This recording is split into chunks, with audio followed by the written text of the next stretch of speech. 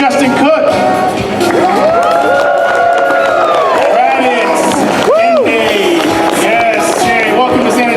Thank you, man. Little to say Sean Shemmel. Come on, Sean.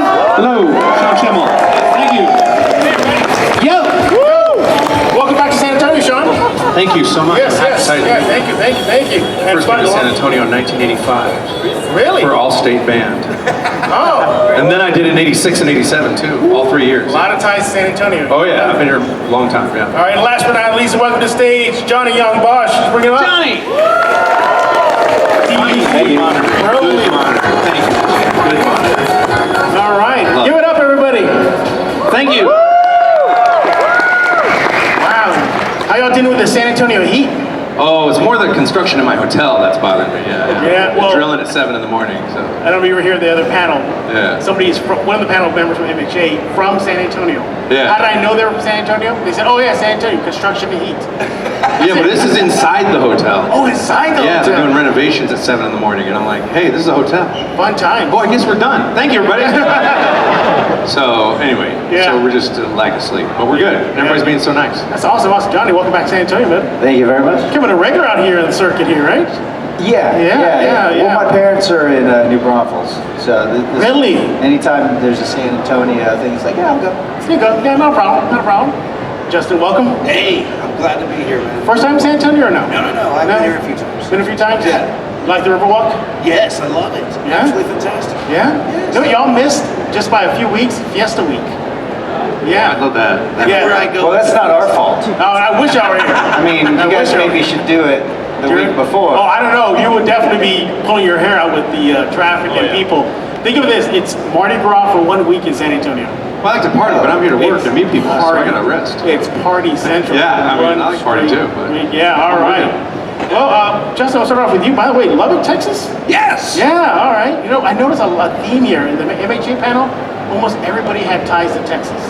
It's a big Dude, I grew up here too, as well. Yeah. So, were you born here? No, you were not born here. Lubbock. Lubbock, you were born in Lubbock. So you were born here. I was. I was born in Iowa, grew up in Texas.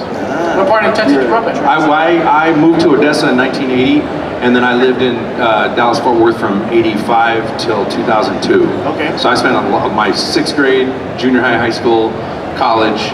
Both my exes live in Texas. and my parents live here still, and my siblings, my brother still lives here. Yeah, then of course New Braunfels, right?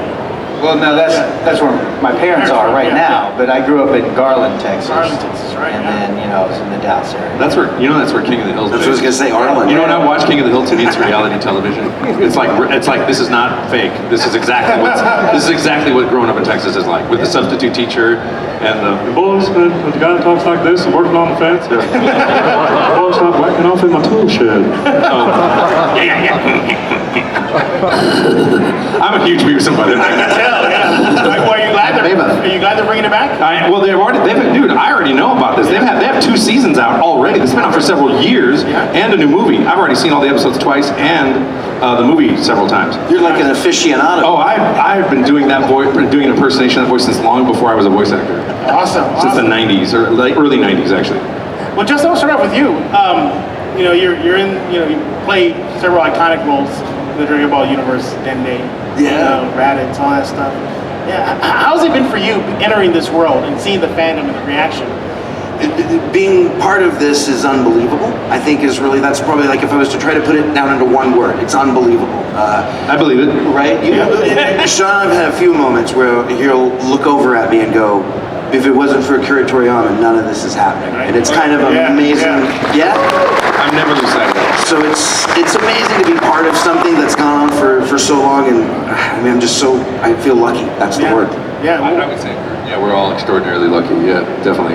Yeah, when he passed away, you were very vocal about. No, I was not vocal. Oh, you weren't? No, I didn't speak for an entire week. Really? No, I didn't. No, and everybody was giving me a hard time, but I was upset about it because I was like, this is not about me. I'm grieving for his actual family and for the people of Japan. Yeah. So they lost their boy, and I get Americans are grieving, but it's not my business to be part of the news cycle of talking about that. Sure. I thought it was inappropriate. Now, after a week of my own mourning, I did a small stream, I did a panel, having a moment of silence, et cetera, et cetera. But you know, I grew up in a minister's household, and I know everybody deals with death differently, and different countries deal with it differently. So I was waiting and looking and being respectful of the people who were closest to him, which is his family and the people of Japan. So that's how I looked at it, and that was me. So. I mean, your reaction to that global reaction. I mean, it was a global reaction. The global reaction was insane, especially the Mexican cartels having a ceasefire, which I thought was really funny.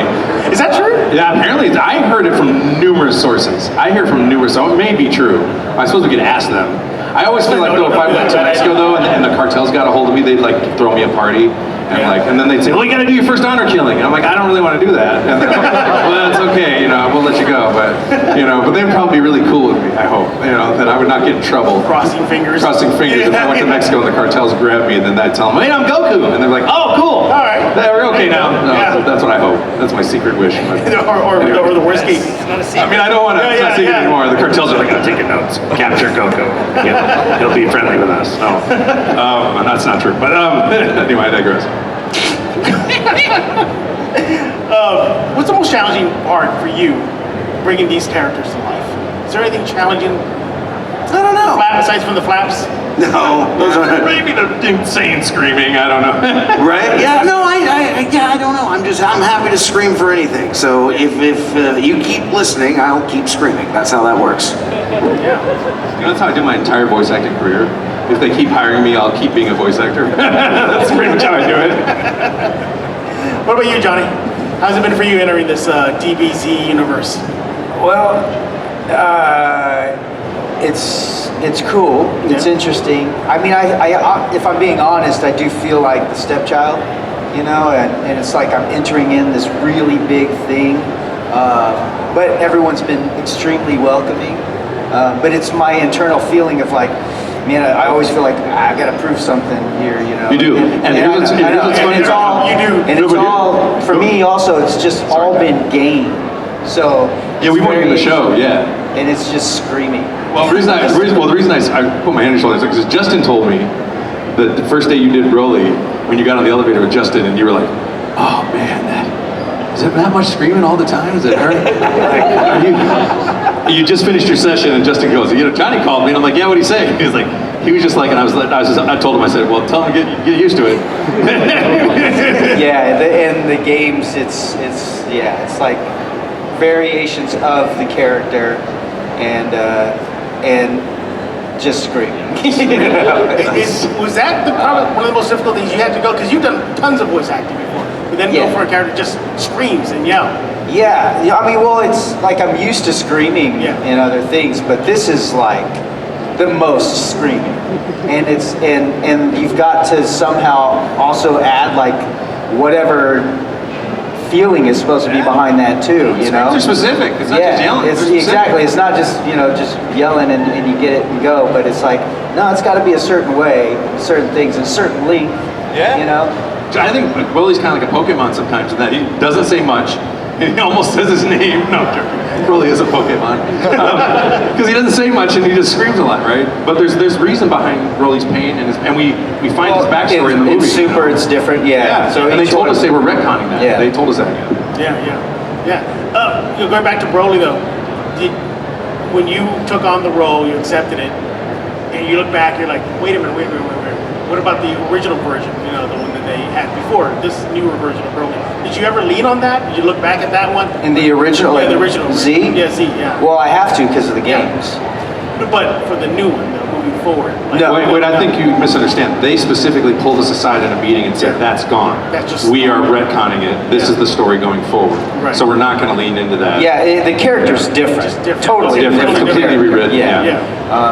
And so only in the games do I have to think about that version of the sequel. Did you lean into the manga maybe a little bit?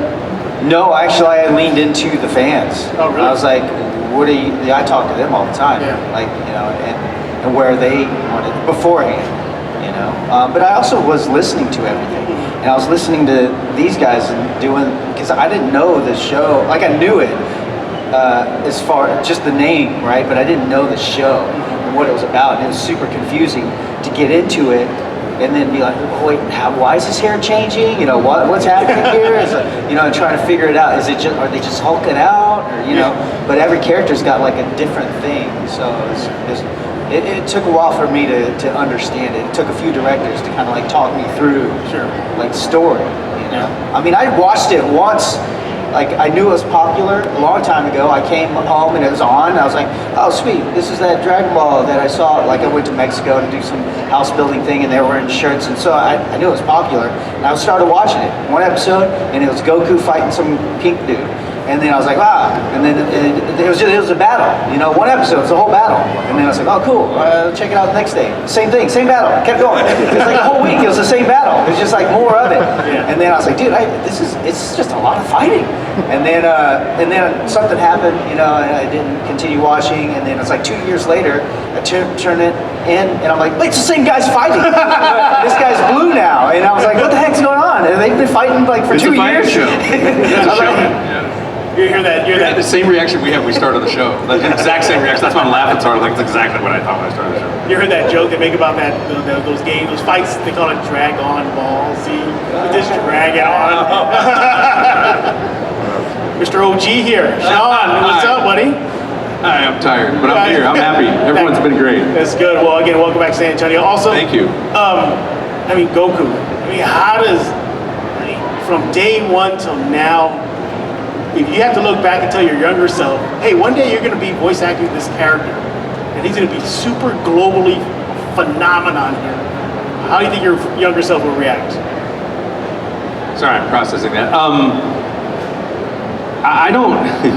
When I started the show, I had this weird, naive idea that it's on TV, so it'll be famous. You know, not knowing that a lot of anime fail. You know, a lot of shows fail. A lot of regular shows fail. A lot of American cartoons fail. I've been on some of those shows, like Kappa Mikey, which I think is a great show, but we didn't get a third season. And I would not. I tend to be focused on the art, and I tend to not think about the fame. And when I first got on the show, the only way I thought about the popularity of it, not from a fame perspective as much as it was, I was very concerned about the karmic nature of having my voice being played over and over to, you know, kids over and over as they're I was thinking about it, you know, biologically, like as they're growing, their neurosynaptic pathways are forming, and then they're hearing my voice over and over, so it's like fused in their brains. You know, and I remember thinking this in 99, 2000, going, oh my God, that's an overwhelming responsibility to, you know, have that effect on a young person, right? So I take it very, very seriously, right? And so I always thought about it from the perspective of like, you know, I guess energy in the art, and that I don't know that my younger self would be worried about the worldwide recognition and fame as much as he. Your younger self would be really puzzled on how you figured out time travel. Yeah, exactly. I always like to tell my girlfriend, who's 12 years younger than me, that I'm a time traveler. She's like, she was born in 1980, and I was like, I've been to the 70s. Have you? I'm a time traveler. I was born when the Beatles were still together. I've been there. Like, I always makes me feel like a time traveler. But 26 years later, it's weird. I have two feelings about it. My favorite emotion, by the way, is surrealism. And it's both surreal and duh. It's like, well, of course, but also, I can't believe we're here. It's like, it makes sense that it turned out this way, and it seems like this was the way it was supposed to happen, but at the same time, it also feels like completely lucky and shocking. So it's an absolutely magical, surreal experience to be a part of something like this. Like, it's absolutely crazy. Now, you posted on social media, I believe, about a recent voice, or not recent, just a voice session you had dubbing episode 19 and 20 of Daima. And that your voice... No, my voice is fine. It's weird. People are worried about me. If you can tell by the performance, I think my voice is fine. I think I did a pretty good job. I don't usually say that, but I'm like, no, I just passed out a bunch. Yeah. And I figured out that... That's all. Yeah, that's all. That's people like worried about my health. I'm like, I passed out 20 years ago doing GT. Like, it's not my health. It's not my age. What it is, and I can tell you what it is, and I figured this out a long time ago, but then I realized after recording Daima, that I pass out during Super Saiyan 4 apparently. And I think the reason I do is because, and this is the reason I passed out on GT, I did not pass out during Super Saiyan 3, it was on GT, is because I'm doing a lower, more guttural voice to match Goku's beastly-like monkeyness, so I wanted to make him more monkey and badass, because he looked that way to me, and I'm like, he's in a different physiological form, his energy's different. The problem with that, at a lower pitch, and when you're screaming, and I'm a vocalist, so like I have some training in this. the aperture of your vocal cords is wider, so the square inch of air you're expelling per second is greater. And then if I really want to make it to the end of the scene, I'm squeezing all the air out of my body. And when you do that really aggressively, there's a possibility that you can squeeze a blood vessel or a vein in there and just squeeze yourself. So I went, pass out. Because I've squeezed out so much air that I'm pinching off of apparently a blood vessel to my brain or my head or something. And then I hit the ground, and then I'm good. You're good. But, you know, as far as like being able to do it, I recorded all of Sparking Zero last year, and so that's all fresh. And my health's fine in that regard. It's not because I'm older, it's not any of that. People are like, oh, I'm so concerned. I'm like, it just happens on Super Saiyan 4. It doesn't happen on 3 or any other form. Just 4. Just 4, and I just, you know, it's satisfying because I'm like, okay, I'm bringing it, I think. I hope I am, you know? Like, you don't know until people react, so, you know, you can get in your own bubble. So You know it's Super Saiyan 4 when Sean's on the floor. Oh, yeah, I gotta get a t-shirt. You know, Super Saiyan floor when Sean's on the floor. Hey, Johnny, I was gonna ask you, kind of dovetailing off that, you said one thing you noticed, that all the screaming, all the yelling, was that a concern to you? Like, just how it impacted you physiologically? Was it a concern? Well, I'm a voice actor, so yeah, it's a bit of a concern because the effect that it could potentially have, you know. But they're very understanding, and so there's plenty of breaks, you know. And sometimes if it's like, okay, there's a whole lot, then they'll separate the days, you know. So they're very mindful of it. I'm so mad. You know what? When we started back in the day, they didn't give a shit. Right. I did 12-hour days in a row. I did 10 to 1, 2 to 6, and 7 to 10. Well, I remember 12 days like straight that, ones. yeah. I remember days doing those long, well, not 12 So hours. you've done it. Okay, good. I've done long hours. Okay, good. Much like Yeah, try again. Okay, good. Plenty of long I feel hours, better. What about you? Make sure you suffer as much as Yeah, but yours was also. Yeah, Justin, have you suffered like they have? Oh yeah. Oh yeah, tell us about it. No, I mean, I think any actor who's been doing this kind of stuff for as long as all three of us have, I mean, you get to watch it change and morph, and we get better, and we've not just quality-wise, but the business gets better. They start to figure things out, and you know, so you know, it changes. But hey, we're so thankful to have been able to be part of it. Yeah. You know, looking back at your career, is there like one character you like love to go back and revisit? Any of them. I mean, it's all like going on. I jokingly tell people that if you've seen that movie Inside Out, that's kind of the way my brain is inside, except it's all these characters that I've held on to. So they're kind of my kids. It's hard to pick like a favorite one or this kind of thing, but being able to continue any of their stories would be fantastic. I certainly would love the opportunity. And then you were, back in 2018, I believe I got this right, you won the winner of the Behind the Voice Actor Anime Dub Television OVA Voice Acting Award. Wow, I had no idea. I never heard of that. Yeah. That's exciting. Yeah. Congrats. Yeah. Me? You got it for the best vocal ensemble in an anime television series. I didn't. You know what? I believe it. Yeah. And you know what? He also won it too. Sean. Oh, I did? Yeah. What You won the same one. What was it for? Voice acting ensemble. Was it for Super? It was for What show were we in? Kai. Oh, for Dragon Ball Z Kai. I didn't know that. There you go. Oh, well, that's nice. Look at that. Look at that. We got award winners out here. Oh, wow. Yeah. I won an Roll award with for it, guys. audiobooks, but never animation. So, Oh, you do audiobooks too? well, I did them a long time ago, but I quit because they pay way too. It's just disrespectful what they pay for that. So, but I won 2 awards for. I recorded the audio for Shit My Dad Says, the audiobook. And then the sequel, I Suck at Girls, which is not as awful sounding. He means he sucks at dating girls is what he meant in the book. And it's a funny book that they did a William Shatner TV show for a second by Justin Halpern, and I won an Audie for that. But I don't do audiobooks anymore. All right. And Johnny, I got a little note here for you too. 2024, the Crunchyroll Anime Awards are nominated for the Best Voice Actor Performance as And lost. Ichigo, Bleach, And lost, right? Did you lose?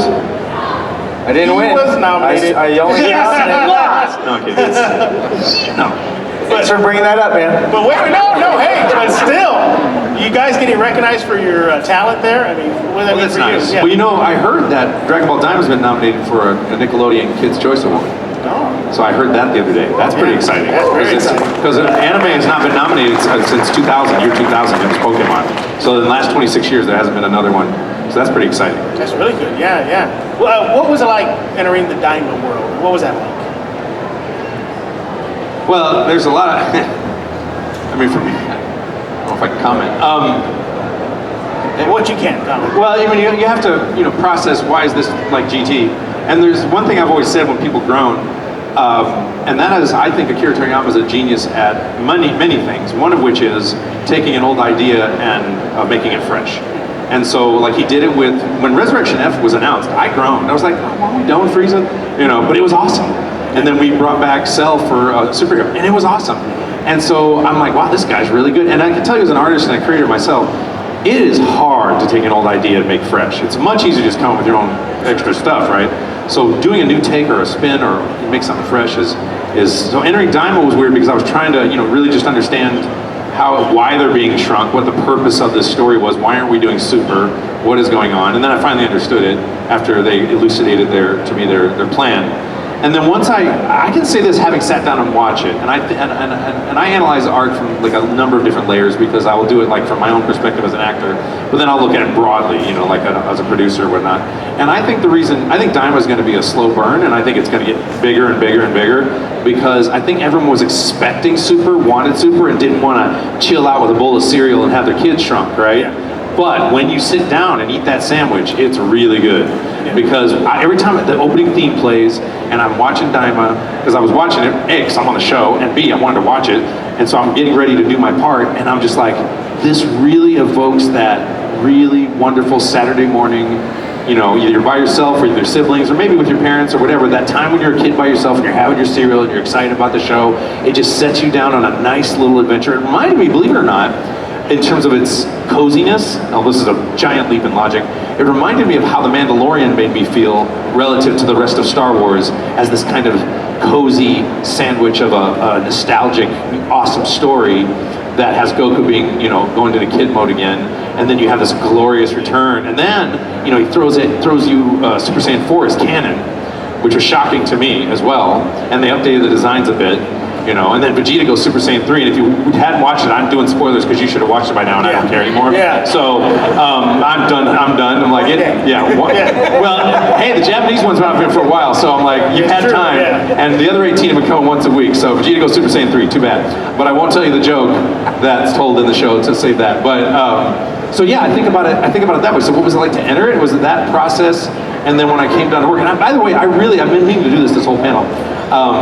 When you're a dub, and you can speak to this, and you can too, because you're a voice actor also, it's not real common that you get a producer or a team like Justin who really supports what you want to do artistically with the character. There are many dubbing houses that are like, get it done, I don't care about quality, and you can hear the difference. And this guy, who's my producer on Daima, he's the head of vocal production at Crunchyroll, did everything I needed to make sure I could give the best performance. And one of those things is anytime I got to do a critical mission performance, such as a new movie, I always fly to Texas to do it. Because the synergy I have with the director in person, and the creative synergy we can have, and the emotional, I just feel like I give a better performance. Now, I recorded all of super remotely, and yes, I can do just as good a performance, but in terms of really feeling like I do it, and feeling comfortable, and I knew this was absolutely mission critical because I knew Super Saiyan 3 and 4 was coming back, and it's Akira Toriyama's last work, so I will be dishonoring him if I don't go balls to the wall, Dragon Balls to the wall, as hard as I can for the end of Daima, which I feel like I did, and I succeeded, and I would not have been able to do that had Justin at Crunchyroll and Toei Animation. So I want to thank all those people for just making my job a lot easier. And that's the way all dubbing houses should be run, in my opinion. So if you're a producer out there that's just trying to get it done, you're an offense to the industry, in my opinion. I do. I really feel that way. I feel that passionate about dubbing. I'm like, stop with this bullshit. Let's do quality. You know what I mean? Let's do it right, because these kids are all watching it, you know? And here's the thing, when you go to watch a show, you're opening your soul up and your emotions up to be entertained. And you know, I saw a quote from Akira, I'm sorry I'm on a soapbox, I saw a quote from Akira Toriyama recently, and I thought it was really, really cool. And I don't want to misquote him, but he said something like, I don't necessarily care about legacy or this or that or the other. All I care about is in the moment that you're thoroughly entertained. And that's all I care about. And that was really enlightening to me, because it also explains why they don't just do instant transmission at the end of Daima and just bonk him on the back of the head. It explains why there's so many broken rules in Dragon Ball. Why did they just do this? Why don't they just wish back this? Why don't they do this? Because he's just trying to entertain you, that's why. You know, and he's doing a fantastic job, so I'm here for it. Anyway, that's my speech, sorry. I didn't mean to go on, but there were so many things. You said, what's it like to get into it? And I had so many things come up, sorry. Hey Justin, so you wear a lot of hats, aside from being in the booth, you know, Sure. director, actor. I all dig that stuff. hats. How do you how do you balance all that in your life? I don't know that I do, but I give it my I give it my best shot. I kind of wake up in the morning and brush my teeth with anime, and then go to sleep with anime at night. So it's just kind of my world. Yeah, yeah. How have the fans been with you? Just whenever they see you at cons and everything, the reaction you get. It's I'm humbled and blown away by. There's a reason I call him Super Saiyan Jesus. Oh, I didn't know that. That's been his nickname since like the day I met him. Yeah. And his personality and the way he treats everyone is very much like Super Saiyan Jesus. Like he's kind and sweet, and that's why the fans. It's a high bar. He's Very so high kind. bar. But the reason I did is when his hair's a little less blonde now. But when I met him, I saw him in the hallway and I'm like, wow, you're like Jesus with blonde hair. I'm gonna call you Super Saiyan Jesus. And then I walked away. It's something that Goku exactly would say. Exactly. Yeah, What I said. exactly It's in my what Goku phone would is say. Super Saiyan Jesus. I go, call Super Saiyan Jesus. My phone's British. I go, calling Super Saiyan Jesus. That's what it'll say. We gotta get that. Interrupt your story. Sorry, I want to praise you there for your Jesus-like nature. But when you hear stuff like that from fellow voice actors and you're helping, how does that make you feel? Embarrassed. Embarrassed? But you are that good a guy. I bet you Annie would agree. Your wife, she would agree. I hope so. She's the one I'm trying to impress. There you go. No, I'm blown away by and humbled by the fans for these shows, and I'm a big fan of a lot of things as well. And so, I just I guess I try to make sure I'm returning whatever love it is that I feel like I'm getting. Sure. Them. So Yeah. Johnny, congratulations on Dante. Oh, thank you. Dante, Devil May Cry on Netflix. Yeah. Did you audition for that specific role, or they just I auditioned for a character. It was a top secret project for Netflix, and the character's name was David. Dave? Yes. Yeah. And then when I got the part, they said, well, it's not David, it's Devil May Cry, and it's Dante. And then I said, hang on a second, you guys know that I'm in the games? But then the showrunner told me he wrote it for me to play Dante. That's dope. Then why did they make you audition? Make sure it's right. Yeah, exactly. Yeah. Why even make you audition? You know, Be sure. just be sure. Be Yeah. sure. They do that. You're right. You're Yeah. right. They do that. And, Yeah, even for Devil May Cry 5, so I did 4, the game, but they made us audition for 5 because we were getting older, and they're like, well, can you guys, we did the motion capture, so they're like, can you guys still move and do action? So Yeah, good to go. And tell us about your upcoming movie. You're playing Zeke. Is that true? In a movie Zeke? called Hellfire? Oh, Hellfire. Yeah, tell us about that. Yeah, forgot about that. Yeah. But it's a couple of years ago, I Yeah. shot this film. It's got Dolph Lundgren and Harvey Keitel in it. And I was actually only I was helping out a friend that was doing the action. He's like, hey, can you come out and help me coordinate and choreograph some of the fight scenes? Only supposed to be there 2 weeks. Ended up being 2 months. And then, Dolph had hurt his ankle. Like, he was supposed to have like a big fight against Stephen Lang, who's the lead. He's the colonel or whatever, the general guy in Avatar. And so this is like his first good guy role. And so Dolph was supposed to do a fight with him, but his ankle's messed up, so they had to adjust the script. And then they're like, well, Johnny's here. And then, my role became a lot bigger. And then I became Harvey's like right-hand man. And I got to do all the big action fight scenes and coordinate and shoot it. Yeah. I want to see that. Nice. I gotta check that Yeah, out. I'm still waiting for it. Yeah. It's been a couple of years. I know that they had finished it, but I think they're waiting because, like Avatar is coming out, the new one, and that's like Stephen Lang's name is going to be cycling out there again, so they're probably waiting for that. Then they'll be like, and here's his other movie, or he's the good guy. Yeah, 'cause I don't think it's been released yet. It has not been That's right. released yet. Okay, yeah. Well, congratulations on that as thanks. well. Yeah, man. Good It stuff should over be here, fun, right? yeah. Yeah. It's exciting, yeah. All right, everybody, it's time for you guys to take over the mic now so we can start having people line up. And we'll get some questions. Oh, right away, we got one question here. Gee, I wonder who you are. Who are you, sir? I found you, Goku. Your name and question. My name's Derek. Hi, Derek. Big, huge Dragon Ball Z fan. So Awesome. I just want to thank all you guys for all y'all's work over the years. It's been a huge effect on my childhood. Made a lot of friends because of it. Love that. A lot of connections, all that stuff. I just want to ask you guys a very serious question. Depends. What's all three of you guys' favorite ice cream and why? That's serious. That's so serious. I can't do dairy. Yeah, I'm lactose intolerant. when I could do dairy, it was Ben & Jerry's Cinnamon Buns ice cream, which is spectacular. And they do a non-dairy version now, I think, but Cinnamon Buns ice cream, Ben & Jerry's is unbelievable. I go for sherbet these days. There you go. No flavor. Johnny? I would cookies and cream. I feel like is always a good Winner. preference. Yeah, winner. Thank you guys so much. All right. Thank you. That's a great question. I like those kind of questions. Let's talk about my favorite foods. Hi, I'm Sean. So I just want to say that I did stay up last night watching the last 2 episodes. And hands down, being back with Super Saiyan 4. Thank you. Badass. Thank you very much. Thank you. So my question is, I grew up in GT, and this brought back memories growing up with Super Saiyan 4 Goku. Yeah. So what would be your most memorable moment in that form in any season? Well, I mean, it's hard to beat that animation at Daima. You know, you're talking about for Super Saiyan 4 only?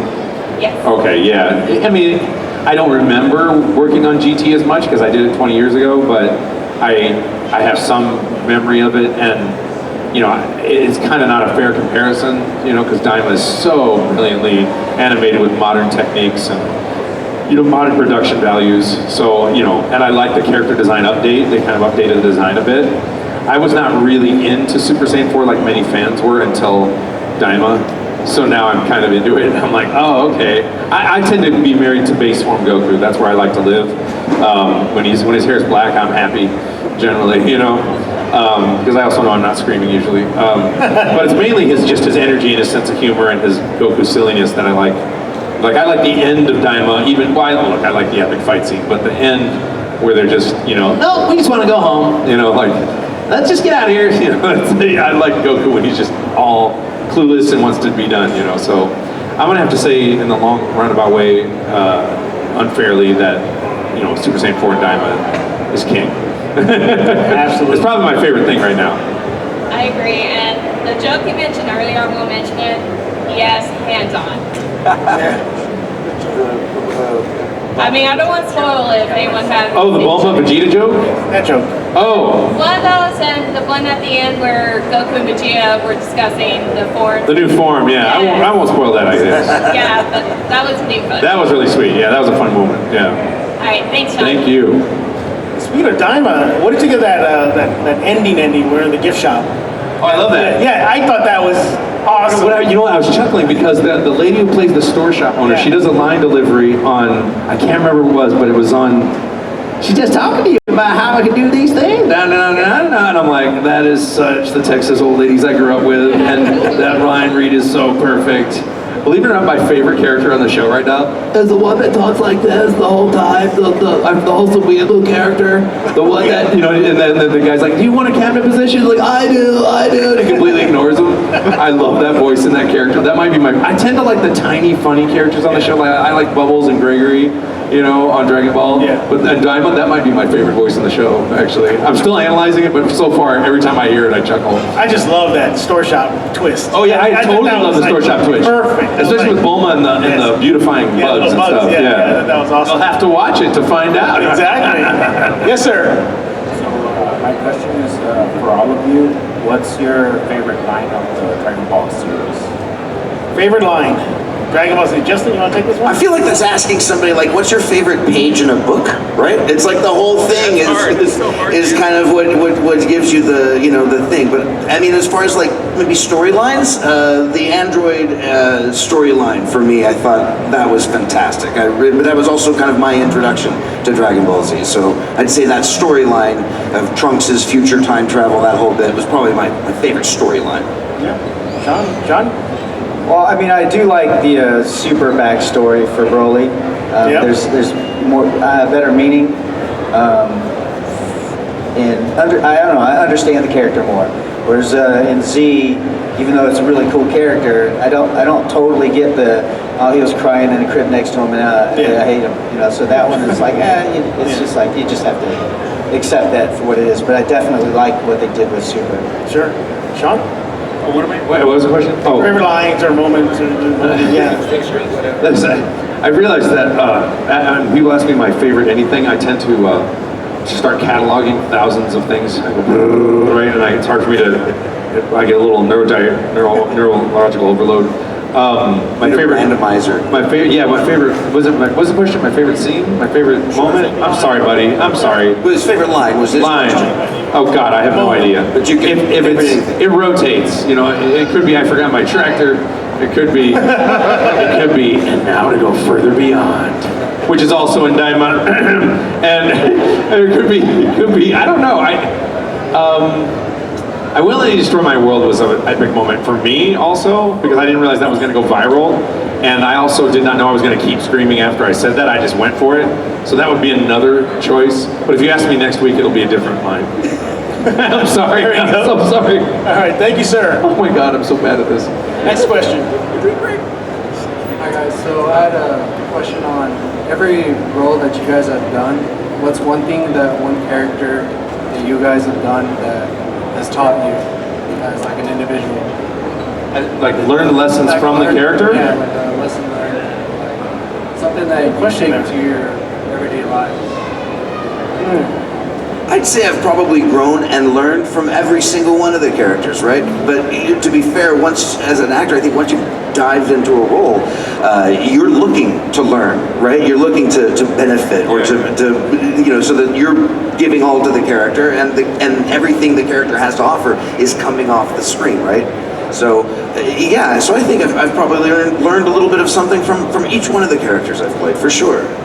I almost feel like it's like it's the opposite, you know. It's like I'm trying to put myself into that thing, you know, and so I'm trying to relate to that rather than like, oh, this is a very caring. Well, no, okay, this is a caring character. Like, what can I do? My version of that, you know, and so I try to put myself in there. I think so. Maybe it's more of the opposite, you know. I'm just trying to find that relationship to the character. Yeah, I don't know how to. It's more been, you know, seeing elements of myself in the character after the fact, like feeling like recently I figured out that, you know, while I don't work out all the time as my doctor wants me to, I am like Goku when it comes to like being really aggressively perseverant about human development and personal growth. You know, I started my own personal journey, you know, 96, 97, early 2000s, started doing therapy, and as I grow and you know, process trauma and other things in my life, I'm like, this is metaphorical to Goku's path of never giving up on, you know, I get depressed, you know, I get low. I have stepped into Goku when I was getting divorced before and lost myself in the character so that I could deal with the pain I was dealing with, etc. And so I guess it educates me more than I learn from it. It kind of educates me as to where I'm similar and validates good choices I'm making in a way. Do you know what I'm saying? So, you know, I like fighting, you know, and I also like fighting strong fighters, meaning, you know, Justin and I will often almost aggressively debate over artistic choices. And I like, you know, I find we break through ego and I get more truth and I get better performance if I'm, you know, butting heads a little bit, you know, which is not always good to do in this business. But I don't tolerate, you know, egos real well, including my own. So, you know, I guess I'm in a roundabout way, I'm saying as I play a character, I see layers in me after the fact that I didn't realize existed. And it's very validating. Sorry, it's a roundabout answer. All right, My apologies. Thank you for that question. Up next. Hello, my name's Emilio, and my question for you is, with the rise of AI, what are your main concerns with that being voice actors? Well, I have more concerns for young people and children and people's, you know, deepfakes, you know, hurting young kids, especially young girls, etc. I am incensed by it, and that you're stealing my identity, and it's my biological ownership. It's who I am. It's absolutely wrong and inappropriate, and I'm 1,000% against it. And I'm, you know, they steal my voice enough, I'm gonna start stealing their voices and start doing something with it inappropriately. Such as I might steal a CEO's voice who's stealing my voice and then make him say a bunch of shit online he wouldn't say. Like, I'm angry about it. It's like literally taking my license and walking around going, I'm Sean Shemmel, you're stealing from me. And at the end of the day, legally you're stealing from Toei, because when I perform Goku for Toei and Crunchyroll, they own that performance within the context of Dragon Ball. But it is my voice and my organic structure. And when I worry, one of the things I think about when I think about young parents, imagine to yourself, when's AI going to steal your beautiful baby's voice? We really need to aggressively be against this. It blows my mind that I even have to fight for my own identity through negotiations and contracts, and these producers are like, oh, we gotta have AI. I'm sorry, voice acting's been just fine since its inception, practically. I mean, even Mel Blanc's performances are spectacular, and they had shitty technology. So we didn't need it for Mel Blanc. We don't need it for Frank Welker. We don't need it for me. We don't need it for Justin. I mean, it blows my mind that I'm actually having to fight to keep a piece of my identity and other corporate entities from stealing from me, and that they make these arguments that are like, whoa, and I'm like, dude, you're stealing from me. And so I'm hoping that deepfakes with politicians will force everybody to control this, because once you have too many deepfakes, you have a complete degradation of society, and you're going to have anarchy in the streets if people can't understand what the truth is. And that's what's serious. That's serious. I'm serious about this. And what's funny about this, I've been worried about this for over 10 years. Over 10 years ago, I've been predicting this.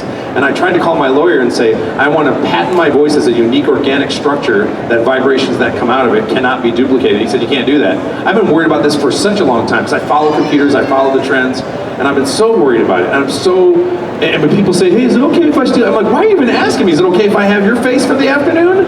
Like, I will go on about this. It enrages me. I will probably leave voice acting entirely if it gets too bad. You know what I mean? I will. I'll always do Goku. I'll always do my legacy roles. But as far as new work, in fact, even today, my agent's like, I want you to audition. I'm like, yeah, every time I audition, they're going to take that, stick it into an AI bank, and they're going to steal from me. So I haven't auditioned for regular roles in years. I've done my legacy roles, but I haven't auditioned for a new part. The last big part I had was for Monkey Kid, Lego Monkey Kid. I haven't auditioned since I've been on that show, because I'm so mad about it. However, I do have an audition next week that I'm pretty excited about, and if it comes out, I'll be able to talk about it, and it's on a very popular show, and that's all I can say right now. But I'm very excited about it, and I'm taking a risk only because I really like this show, and I really want this part, and I want to do art again. I mean, he and I talk about it a lot. I'm just like, I just want to get in the booth, forget about politics, and this is a lesson for all of you young artists. I can tell you this, having been on this journey, and I'm going to go on a soapbox for a little bit and say the following. When I started, when I was a young French hornist, all I cared about was a box of music and a French horn. And when I became a voice actor, nothing excited me more than just waking up and seeing I had an audition, or I used to go into auditions in person, and I don't care if I win or lose, I did not give a shit. All I care about is, I'm having fun in the booth, I'm doing voices. That is the exact attitude you need to have as a voice actor. You need to worry about your contract and your money, sure, you need to worry about that, but you need to focus on that. And when shit gets too, businessy or too professional, or you get too big or something going on, and you get too involved in the politics, you start losing your love of your craft and your art. And so the way I return to that, this is a lesson the early artist masters taught me, is that find a way to shut down the noise and get in the sandbox with your inner child and play in the mud again and make great art happen, and don't worry about the rest of it, because it'll take care of itself. And I'm finally, after several years of hiatus, returning to that as an actor, and I'm very excited about what I'm going to do, because nothing makes me happier than just doing a voice incredibly well, acting really well, and if I'm auditioning for this guy, blowing his mind or blowing everybody's mind, and if I don't get the part, I don't give a shit, because I'm here to have fun, and I'm here to make you laugh and entertain you. And I got lost track of that for a while. And you know what? It's fandom like you and everybody coming to my table that makes me want to do it. I mean, it's a giant spirit bomb for me. When I did Daima, I took all this love from the conventions and I put it back in energy and screamed my brains out on Daima as a circle of life moment. So you guys are a big part of it, and that's my long answer. But I hope you learned something from that. I hope that's helpful. Thank you. Okay, we have about 5 more minutes, so we're going to speed round this, all right? Speed round, Speed round this, all right? Try not to be loquacious. So here we go. One question and go. Hi guys, my name's Jonathan. I like your voice. Hopefully we're I don't know if you guys remember me, but I met you guys in the past before at several conventions. Anyway, I wanted to ask Justin about the Kirishima and Yusuke interaction, but I'll just skip that. So my real question is actually for all you guys. I read online there's been some rumors about a live action Dragon Ball Z movie by 20th Century Fox, since kind of people are always saying that Evolution didn't do so good. And since I know you guys play in you play My Hero and Dragon Ball, like 2 shows each. If they ever did come true with a live action Dragon Ball Z live action movie, or like My Hero Academia TV series on Netflix or something like that, who would you be most excited to see play your characters, like for you, Raditz and Kirishima, you, Goku, and you, Sabo, One Piece.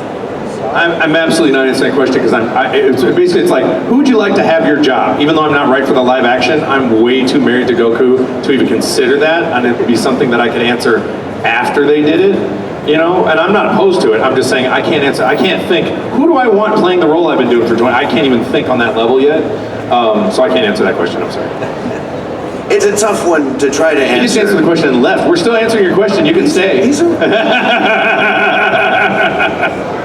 No, it's okay. You can leave if you want. I'm just saying whatever. Sit right there. Whatever you want to do, buddy. Okay. Yeah, that's a tough one to answer, but I can, like, my point of view on this is like everything's happening exactly the way that it's supposed to be happening. So whenever it comes out, we'll take a look and see how it goes. But I think, Sean, to your point, it's hard to think of it like before it's happened, but after it, I can maybe at that point I can. You know, I figured out why it is, and this is something I struggle with. I am a fan, but I'm not a fan. In other words, of course I'm a fan of Dragon Ball, but I can't be a true fan because I'm still on the show. And if I bring fanboy energy into my performance, it will ruin it. Which is why when I'm getting ready to do a role and other Dragon Ball fans I know want to geek out with me, I can't. I'm doing it. I'm in it. I'm not a fan on the outside.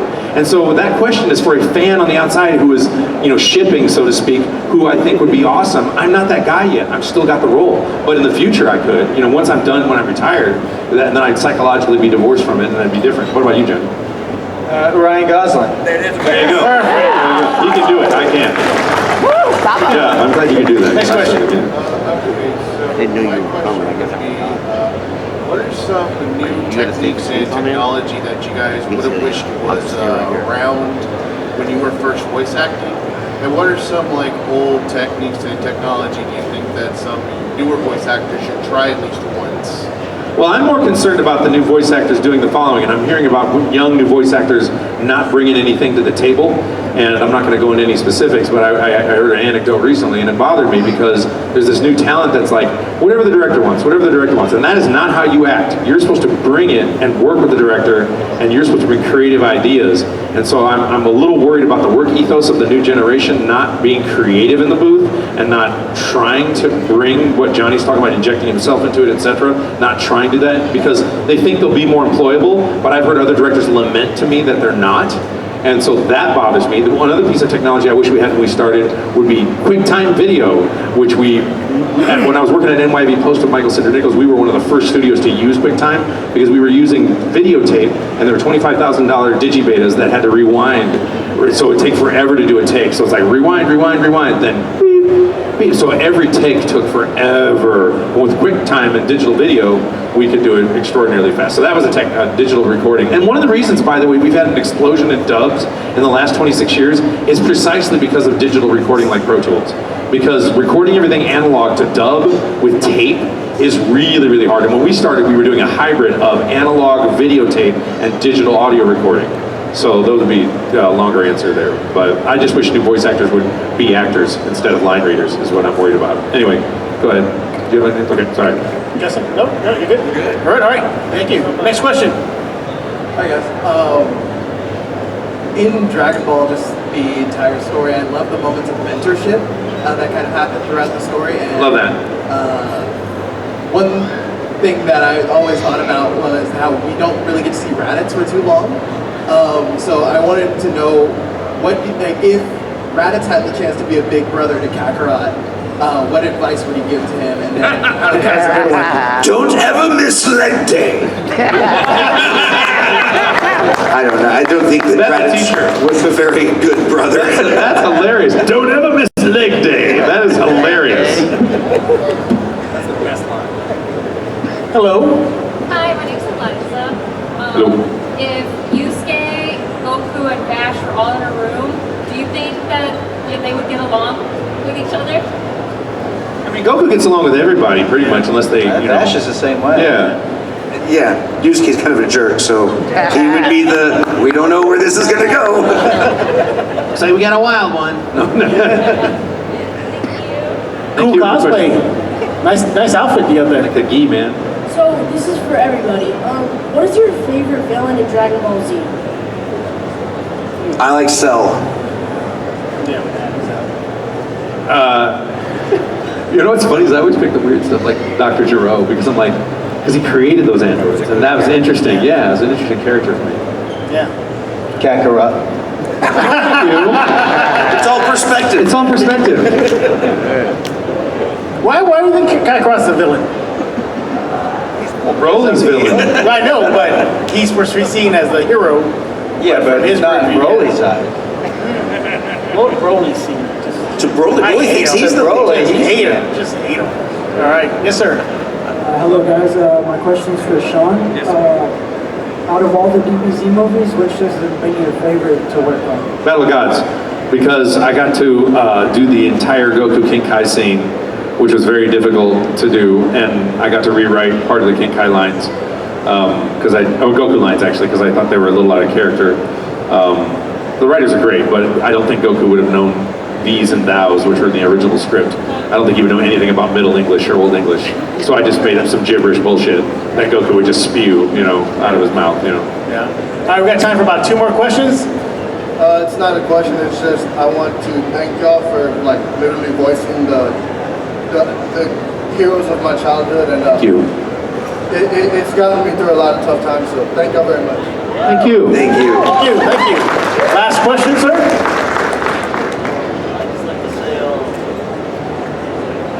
Goku, he's the fun, loving character, and I like to say in the Tournament of Power, I like to say,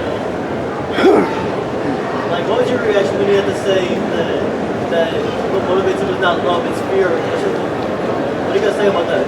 I'm sorry, I can't. Get a little bit closer to the mic, just a little closer.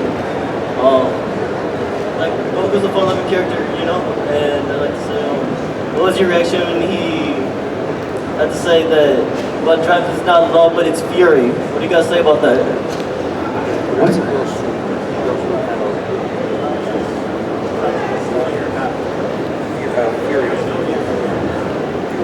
I don't remember reading that line. I would have to know the context to really analyze it, But I assume if it's, from the translation of the Japanese, it's, consistent with the character. I have no way to answer that question. I'm so sorry, because I really need to see it and think about it, Because that's kind of a deep thing to say, Exactly. All right, sir. Thank you very much. Sorry, buddy. It's all right. It's all good. We're good. Thank you again for everybody for the question. We're not done with the panel yet. Got a couple more things, A couple more things, Johnny. Yeah. You're aware of this? Johnny. Johnny. So we have a giveaway. Broly. Nice. I don't get to keep it? Yeah, you need to share. All right, does anybody want this? It's Broly. Johnny, how are you going to figure this out? Action. Yeah, he does, right? Look at that. It's throwing that little... Throwing action. There you go. Yeah, actually, it's pretty cool. There's a handle so you can... There you go. There, he's got it. Oh, yeah. Look at that. We just want to play with it. All right, yeah. Excuse us. So, I guess I got to pick somebody. All right. Who really wants this? All right. You want it? You get it. All right. Come on out. Wow, that was an easy giveaway. Yeah, that's super easy, man. Make it challenging. Now, before I let you go, Sean, I don't know if you remember this, but one of the first panels you and I did, you did an impromptu skit of how Goku would fight with Vegeta over the last San Antonio. Oh, I'm totally not comfortable with this, but I don't want to perform right now. I really don't. Yeah, sorry. Got enough. Sorry. How would Raditz handle knowing that he has to fight for the last breakfast taco in San Antonio? Well, I'm afraid that Raditz will probably be defeated unless he's trying to wrestle it from Yamcha. There you have it. Excellent. You know what, by the way, Yamcha was the scapegoat too. Yamcha is always the scapegoat. That's true. That's true. They even used the Yamcha pose in the new Superman movie. Yes. And I didn't think it was real at first, but then I compared the images and I'm like, that's totally Yamcha. Because I was checking, because I'm like, they're just seeing Dragon Ball and everything. No, it was which is Yamcha. Cool, but it's absolutely Yamcha pose. Yeah, it's absolutely. If you did not get a chance to ask them a question, no problem, because their booths will be open momentarily. So we're going to lunch. I'm going to lunch right now, but I'll be back in an hour. And what are you guys doing? Same. Are we all going to lunch right now?